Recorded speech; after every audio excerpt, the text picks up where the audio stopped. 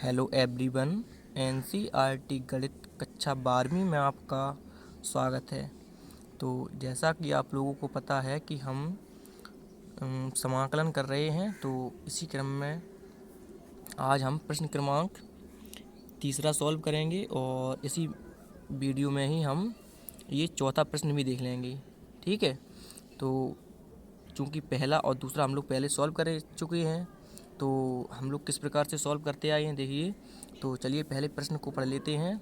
तो इसमें लिखा हुआ है, निम्नलिखित फलनों के, यानी कि हमें ये 5 फलन दिए गए हैं, मतलब 5 क्या, ये फंक्शन दिए गए हैं। फलन को इंग्लिश में क्या बोलते हैं? फंक्शन। के प्रति अवकलज और ब्रैकेट में लिखा हुआ है समाकलन, मतलब प्रति अवकलज आपको लिखा हुआ मिल सकता है, तो आपको समझ जाना है इसका मतलब क्या होता है। समाकलन करना है हमें। लेकिन आगे एक कंडीशन है, वो क्या है देख लीजिए। लिखा हुआ है निरीक्षण विधि द्वारा ज्ञात कीजिए। मतलब हमें जो ये फलन दिए गए हैं, इनका हमें समाकलन करना है, लेकिन किस विधि से? निरीक्षण विधि द्वारा। तो हम यहाँ पे दोनों विधि ही देखेंगे। तो अपनी बेसिकली जो विधि हम यूज करेंगे समाकलन को करने में, वो देखेंगे। और इसमें बोला गया निरीक्षण विधि से, तो निरीक्षण विधि भी देखेंगे। तो सबसे पहले हम निरीक्षण विधि देखते हैं। तो पहले हम ये प्रश्न क्रमांक तीसरा लिख लेते हैं, क्योंकि हमें इसे सॉल्व करना है। तो लिखेंगे हल। तो हमने लिखा हल, और जो हमें दिया गया था देख लीजिए प्रश्न क्रमांक 3 क्या दिया गया है, e पे पावर 2x। तो हमें इसका समाकलन करना है, वो भी निरीक्षण विधि से। तो निरीक्षण विधि क्या होती है, हम ऐसे इस प्रकार के प्रश्न पहले 1 और 2, यानी कि पहला और दूसरा कर चुके हैं। तो अगर आपने नहीं देखा है तो आप उन्हें पहले देख लीजिए, तो ये आपको बहुत ही आसानी से समझ में आ जाएंगे। तो आगे अब हम देख लेते हैं क्या होती है हमारी निरीक्षण विधि। तो चलिए इसे हल करते हैं। तो हमने हल लिख ही लिया है, और ये प्रश्न क्रमांक तीसरा भी लिख लिया है। तो अब हम आपको बताते हैं कि हमें एक ऐसा फलन लेना है जिसका अवकलन e पे पावर 2x हो। क्या हो? e पे घात 2x। मतलब आपको एक ऐसा फंक्शन, मतलब फलन लेना है जिसका अवकलन क्या हो, e पे घात 2x। तो अब आप समझ गए होंगे। तो चलिए सबसे पहले हम निरीक्षण विधि से हल कर रहे हैं, तो लिखते हैं निरीक्षण विधि से हल करने पर, एक लाइन लिख लेते हैं। तो हमने लिखा निरीक्षण विधि से, तो हल करने, या आप समाकलन भी बोल सकते हैं। तो हम इस प्रकार भी लिख सकते हैं, निरीक्षण विधि से समाकलन करने पर। तो हमने लिखा निरीक्षण विधि से समाकलन करने पर।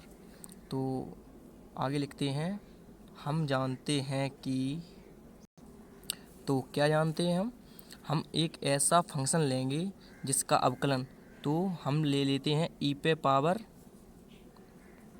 2x, या आप बोल सकते हैं e पे घात 2x। क्योंकि e पे घात x का अवकलन क्या होता है, e पे घात x ही होता है। तो यहाँ पे 2x है, तो उसमें भी 2x हो जाएगा। तो हम इसका अवकलन कर देते हैं d/dx। तो आप समझ रहे होंगे कि हमने ऐसा फंक्शन लिया हुआ है जिसका अवकलन क्या है, e पे पावर 2x। ऐसा ये हमने एक फलन लिया हुआ है। तो चलिए इसका अब हम अवकलन कर देते हैं। तो e पे घात x का अवकलन क्या होता है, बताइए आप, क्या होता है e पे घात x का अवकलन? तो चलिए हम बता रहे हैं आपको क्या होता है। वैसे आपने जो हम फार्मूले देख चुके हैं पहले, तो वो तो आपने याद कर ही लिए होंगे। तो बताइए आप, अगर आपने याद किए होंगे तो आपको पता होगा कि e पे पावर x का अवकलन क्या होता है, बताइए आप। तो चलिए हम बता रहे हैं आपको क्या होता है e पे पावर x का अवकलन। तो वो हमारा फार्मूला कुछ इस प्रकार से होता है, e पे घात x और d/dx, मतलब अवकलन का चिन्ह। तो e पे घात x का अवकलन क्या होता है, e पे पावर x। तो e पे घात x का अवकलन e पे पावर x ही होता है। तो ये फॉर्मूला हम यहाँ अप्लाई करेंगे। तो e पे घात, इसे हम 2x को केवल x मानेंगे। तो x मानेंगे, तो e पे घात क्या हो जाएगा बताइए आप, 2x। e पे पावर x का या e पे घात x का अवकलन e पे घात x, यहाँ पे 2x था तो हमने यहाँ भी 2x कर दिया। तो अब आप समझ गए होंगे। लेकिन इसमें x के स्थान पे क्या है 2x, तो 2x का हम पुनः अवकलन करेंगे तो ये अवकलन का चिन्ह और किसका करेंगे 2x। तो अब आप समझ गए होंगे, हमने अवकलन का चिन्ह लगाया और ये 2x का हम दोबारा कर रहे हैं। तो आगे देख लेते हैं क्या हो जाएगा हमारा। तो ये हो जाएगा d/dx और e पे घात 2x ज्यों का त्यों बराबर ये भी e पे घात 2x ज्यों का त्यों। उसके बाद इनटू, तो एक फार्मूला हमारा होता है d/dx कांस्टेंट, यानी कि मतलब अगर इसमें कोई अंक आया है कांस्टेंट तो हम उसे बाहर कर देते हैं। तो चलिए वो भी फार्मूला देख लेते हैं क्या होता है। तो ये रहा हमारा वो फार्मूला d/dx, सी यहाँ पे देख लीजिए सी बना हुआ है और इंटू एफ एक्स यानी फलन एफ एक्स है। तो फलन एफ एक्स हमारा देख लीजिए ज्यों का त्यों और सी देख लीजिए ब्रैकेट से बाहर आ जाता है यानी d/dx से पहले। तो ये लिखा है सी, हमने कांस्टेंट को बाहर कर दिया और d/dx और ये एफ एक्स ज्यों का त्यों। तो अब आप समझ गए होंगे, तो हम यही फार्मूला इसमें यूज़ करेंगे। तो इसमें से दो हमारा कांस्टेंट बाहर आ जाएगा, बताइए अब क्या हो जाएगा। तो दो हमारा ये बाहर आ जाएगा और जो बचा हुआ है उसे लिख देंगे तो d/dx और अंदर क्या बचा है हमारा ये केवल x। तो अब आप समझ गए होंगे और x का अवकलन हमारा कितना होता है आप बताइए, वो होता है 1। तो चलिए लिखते हैं, ये मान हम ज्यों का त्यों लिखेंगे। तो हमने ये ज्यों का त्यों लिख दिया मान, और इनटू का मतलब होता है गुणा और x का अवकलन होता है 1। क्योंकि आप चाहें तो x का ऊपर गुणा करेंगे तो dx ऊपर भी हो जाएगा और dx नीचे, तो dx से dx खत्म तो एक आ जाएगा। या आप इस प्रकार भी समझ सकते हैं कि x का अवकलन 1 होता है। तो चलिए अब हम इसे आगे देख लेते हैं। तो अब हम 2 एकम 2, तो 2 का गुणा 1 में करेंगे 2 ही आएगा, तो 2 जो आएगा उसका गुणा हम करेंगे e पे घात 2x में, तो 2 को आगे कर देते हैं। तो ये हमारा हो जाएगा d/dx और e पे घात 2x और 2 को आगे कर देते हैं तो 2 और e पे घात 2x। तो अब आप समझ गए होंगे। तो अब हम dx का इस साइड इसमें गुणा कर देते हैं तो हमारा हो जाएगा ये d बचेगा और e पे घात 2x और बराबर 2 e पे घात 2x और dx का गुणा करेंगे तो ये यहाँ गुणा में हो जाएगा। यहाँ पे देख लीजिए भाग में था ये dx, बट्टे में था, इस साइड कितने हो जाएगा, तो आंसर है गुणा में हो जाएगा। तो ये हमारा हो जाएगा d और ये x। तो दो देख लीजिए e पे घात 2x इंटू dx इनकी गुणा में है, तो बराबर के हम इस साइड लेके आएंगे तो ये किस में हो जाएगा, बटे में हो जाएगा। तो ये हो जाएगा हमारा 1/2 d और e पे घात 2x और बराबर क्या जो बच जाएगा उसे लिख देंगे e पे घात 2x और इंटू dx। तो अब आप समझ रहे होंगे। तो अब हम क्या करेंगे, चूँकि हमें समाकलन करना है तो हम लिखेंगे दोनों पक्षों का समाकलन करने पर। तो हमने लिखा दोनों पक्षों का समाकलन करने पर, तो चलिए कर देते हैं। तो दोनों पक्षों करेंगे लेफ्ट हैंड साइड और बराबर ये हमारी जो राइट हैंड साइड है दोनों करेंगे। तो सबसे पहले क्या करेंगे, समाकलन का साइन लगाएंगे और ये मान ज्यों कहते हैं 1/2 और d और e पे घात 2x और बराबर इस साइड भी समाकलन का चिन्ह और ये पूरा मान लिखेंगे e पे घात x। तो चलिए x भी लिख देते हैं, तो ये हमारा हो गया x और इंटू dx। तो चूँकि देख लीजिए बीच में बराबर का साइन लगा हुआ है, मतलब लेफ्ट हैंड साइड बराबर क्या है हमारी राइट हैंड साइड, तो हम पलट के लिख देते हैं। तो ये वाला मान हम पहले लिखेंगे ये वाला, तो इंटीग्रेशन का साइन और e पे घात 2x और इंटू dx और बराबर अब ये वाला मान लिख देते हैं। तो लिखेंगे 1/2 और d और e पे घात 2x। आप समझ गए होंगे ये x बना हुआ है, आपको समझ लेना है 2x लिखा हुआ है, ठीक। और उसके बाद आगे इंटीग्रेशन का साइन ये मान जो कहते हैं लिखेंगे ये वाला मान 2x और ये dx बराबर, तो समाकलन में कांस्टेंट बाहर आ जाता है तो 1/2 बाहर लिख लेंगे हम और ये समाकलन का चिन्ह और जो बचा हुआ है उसे लिख लेते हैं d e पे घात 2x, ठीक। और उसके बाद आगे देखते हैं तो इंटीग्रेशन का चिन्ह और ये e पे घात 2x और dx बराबर, आगे बताइए क्या हो जाएगा। तो 1/2 और डी एक्स का समाकलन क्या होता है बताइए आप। डी एक्स का समाकलन होता है एक्स। तो हम ये फार्मूला देख चुके हैं, चलिए हम आपको दिखा दे रहे हैं। तो ये रहा हमारा फार्मूला डी एक्स का जो समाकलन होता है वो हमारा होता है एक्स। मतलब डी और एक्स के स्थान पे जो एक्स है उसी को लिख देते हैं एक्स।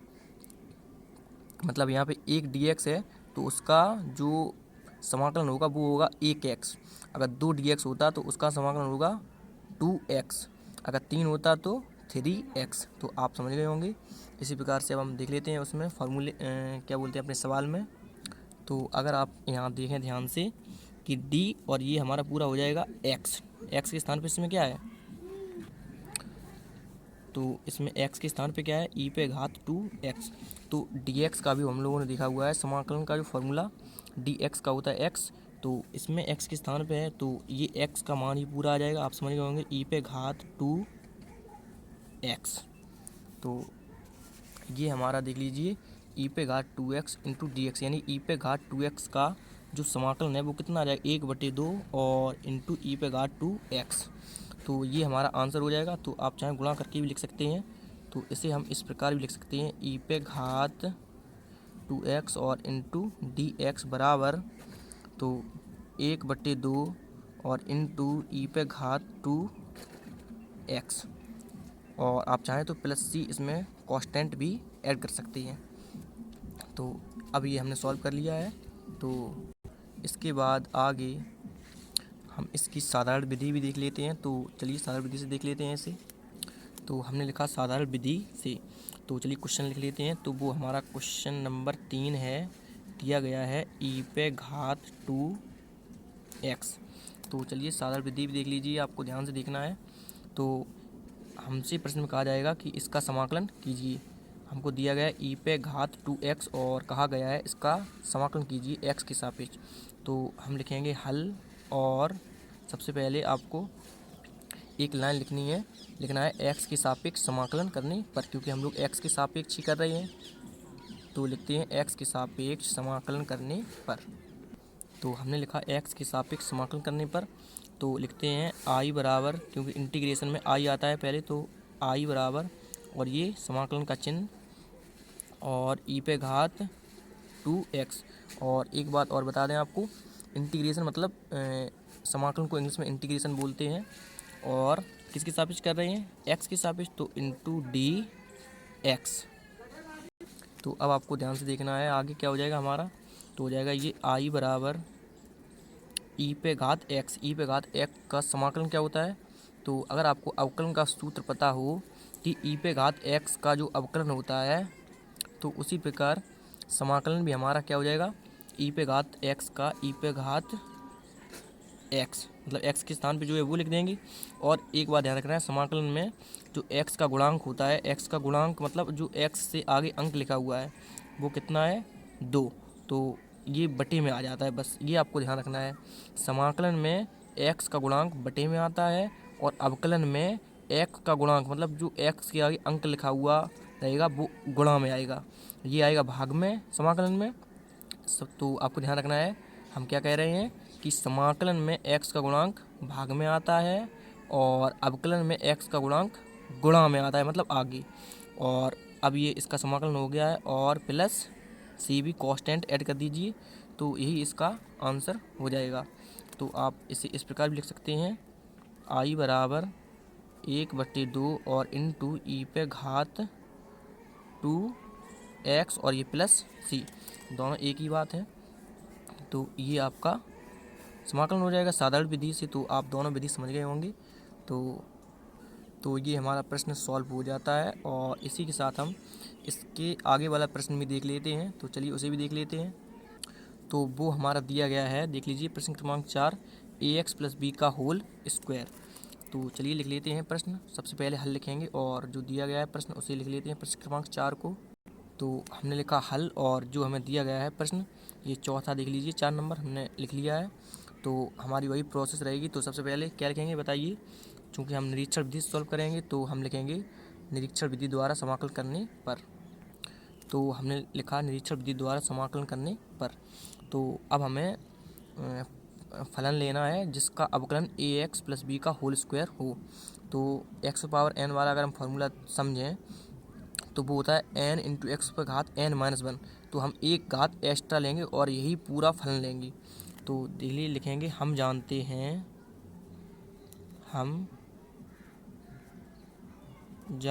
हैं कि ax प्लस बी का होल क्यू। अगर हम इसका अवकलन करेंगे तो हमें ये मान अवश्य प्राप्त होगा। तो कैसे प्राप्त होगा चलिए देख लेते हैं। तो डी बटे डी एक्स का साइन लगा दीजिए, क्योंकि अवकलन कर रहे हैं तो अवकलन का साइन तो लगाएंगे ही। तो अब आप समझ रहे होंगे। तो चलिए इसका अवकलन करते हैं। तो अवकलन का सूत्र होता है x, इसे हम पूरा x मानेंगे, पूरा x की घात n का जो फॉर्मूला होता है वो कुछ इस प्रकार होता है कि, तो ये रहा हमारा अवकलन का फॉर्मूला x की घात n का n इंटू एक्स की घात n माइनस 1। तो इसे x के स्थान पे लेंगे तो n आगे आ जाएगा। n यहाँ पे क्या है 3 है, तो 3 आगे आ जाएगा। और फिर x का मान देख लीजिए, x है तो x लिख दीजिए, हमने इसे पूरा x माना हुआ है। तो ax प्लस बी और घात n माइनस 1 यानी कि 3, n की जगह 3 था तो 3 लिखेंगे। कितना लिखेंगे 3 लिखा हुआ है, ये आपको समझ लेना है कितना लिखा है 3, और ये माइनस 1। और x के स्थान पे क्या है ax प्लस बी। तो इसका हम दोबारा अवकलन करेंगे तो हम लिखेंगे d बट्टे डी एक्स अवकलन का चिन्ह, और जिसका करना है ax प्लस बी तो लिखेंगे ax प्लस बी। तो अब आप समझ गए होंगे। तो आगे देख लीजिए हमारा क्या हो जाएगा। तो लिखेंगे d बटे डी एक्स और ये हो जाएगा हमारा ax प्लस बी का होल क्यू, और बराबर क्या हो जाएगा 3 और ax प्लस बी का होल स्क्वायर। तो देख लीजिए जो हम लोगों ने फंक्शन लिया हुआ था क्या ax प्लस बी का होल क्यू, तो इसका देख लीजिए अवकलन आया कि नहीं ax प्लस बी का होल स्क्वायर। तो हमें यही चाहिए था ना ax प्लस बी का होल स्क्वायर। तो यही प्राप्त हो गया ax प्लस बी का होल स्क्वायर। और साथ में कोई भी अंक आए, लेकिन हमें एक्स्ट्रा फंक्शन लेना होता है जिसका अवकलन हम करें तो ये वाला फलन अवश्य आना चाहिए। तो देख लीजिए आ गया हमारा क्या ax प्लस बी का होल स्क्वायर। तो आगे देख लेते हैं। तो अब हम इसमें इसका अलग कर देते हैं अवकलन और इसका अलग। तो चलिए देख लीजिए क्या हो जाएगा हमारा d बटे डी एक्स, और या आप समझ सकते हैं डी एक्स का हम अंदर गुणा कर रहे हैं तो ax में हो गया। अब प्लस लगा हुआ है तो प्लस लगा दीजिए, और डी एक्स का अब हम कर देंगे किस में b में। तो हमने ये कर दिया b में। तो अब आप समझ रहे होंगे। तो आगे देखिए हमारा क्या हो जाएगा। तो ये हमारा हो जाएगा d बटे डी एक्स, ये मान ज्यों कहते हो, और आगे हमारा ये क्या हो जाएगा 3 और ax प्लस बी का होल स्क्वायर, और गुणा का चिन्ह ज्यों कहते हो। और हमने कांस्टेंट वाला फार्मूला पढ़ा हुआ है तो इसमें ये एक कांस्टेंट है तो ये बाहर आ जाएगा, और हमारा क्या बच जाएगा d बटे डी एक्स, और ये x ज्यों कहते हो, और प्लस, और ये देख लीजिए कांस्टेंट। आपको ध्यान रखना है कांस्टेंट का अवकलन होता है वो हमारा होता है 0, क्योंकि d बटे डी एक्स अवकलन का चिन्ह लगा हुआ है तो अवकलन कितना हो जाएगा b का 0, कांस्टेंट है। तो आगे देख लीजिए, आगे हम ये ज्यों कहते हैं लिखेंगे पूरा मान। तो हमने ये ज्यों कहते हैं लिखा, ज्यों कहते हैं लिख दिया, और a और इनटू इसका अवकलन x का अवकलन हम बता ही चुके हैं कितना होता है 1, और इसमें 0 ही ऐड करेंगे तो 0 से कुछ प्रभाव नहीं पड़ेगा, 0 जोड़ने से कुछ भी नहीं होगा। तो अब हम क्या करेंगे a का गुणा a 1 में करेंगे तो a ही आएगा, तो a को हम अब आगे लिख देंगे 3a कर देंगे। तो चलिए कर देते हैं। तो हो जाएगा d बटे डी एक्स, और ये ax प्लस बी का क्या हो जाएगा होल क्यू, और अब हम a को आगे लिख देते हैं। तो हमने लिखा a का इसमें मतलब गुणा कर देते हैं तो आगे आ जाएगा 3a और ax प्लस बी ये वाला, और ये होल स्क्वायर ज्यों कहते हो। इसके बाद आगे हमारा क्या हो जाएगा बताइए। तो अब हम क्या करेंगे 3 ये देख लीजिए गुणा में है तो हम इसे इस साइड लेके आएंगे तो हो जाएगा ये 1 बट्टे 3a, और जो है मान ये वाला ज्यों कहते हैं लिखेंगे d बटे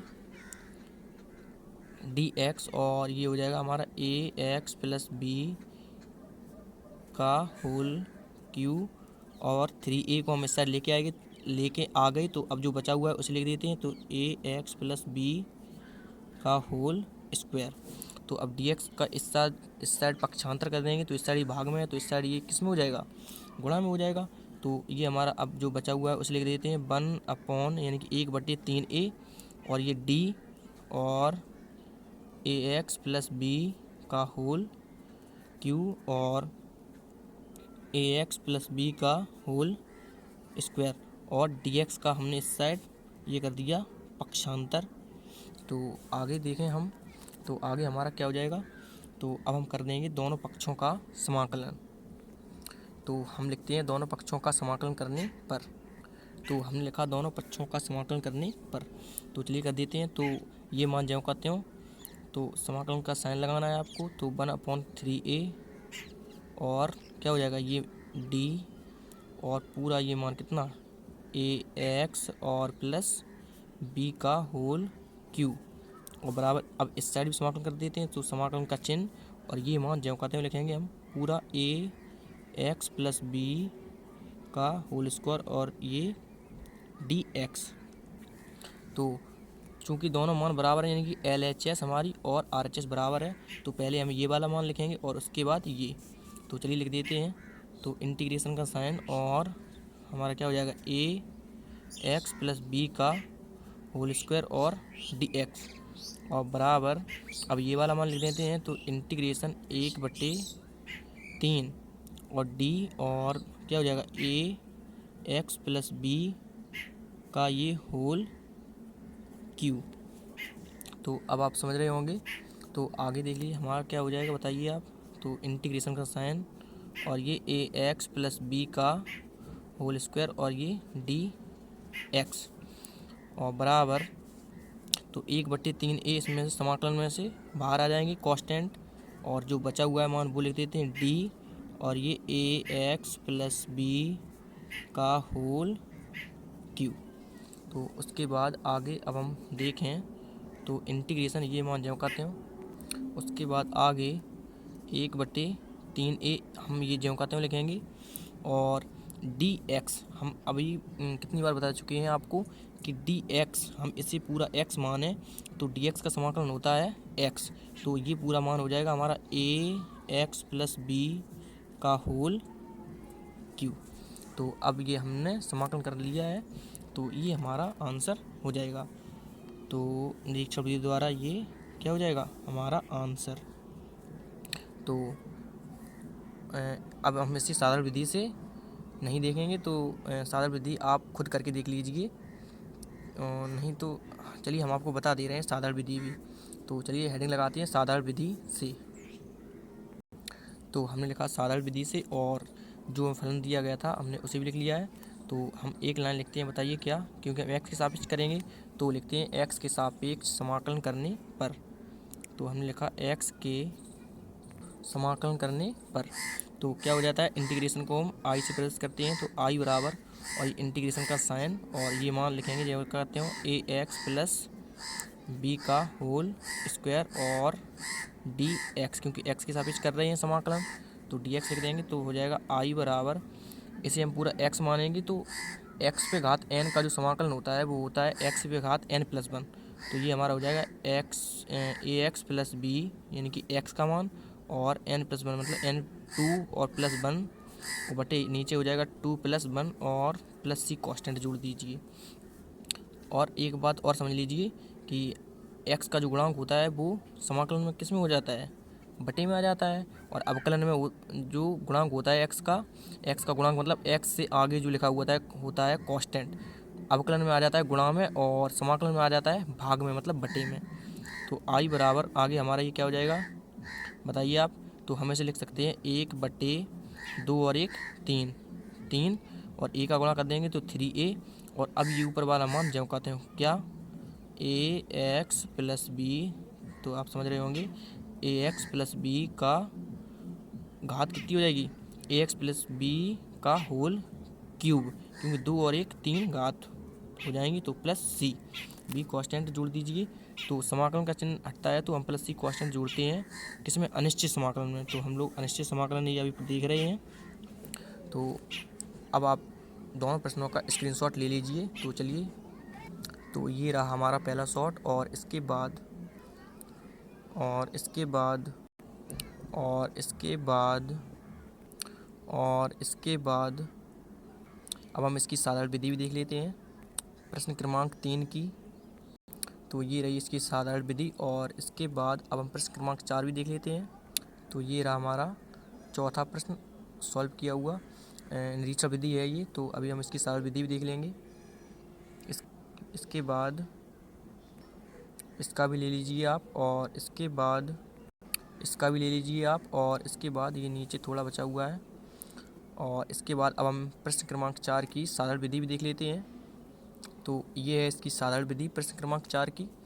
तो आशा करता हूँ कि यह प्रश्न आपको समझ में आ गए होंगे, और अगर नहीं समझ में आए हैं तो आप कमेंट कर सकते हैं। Thank you.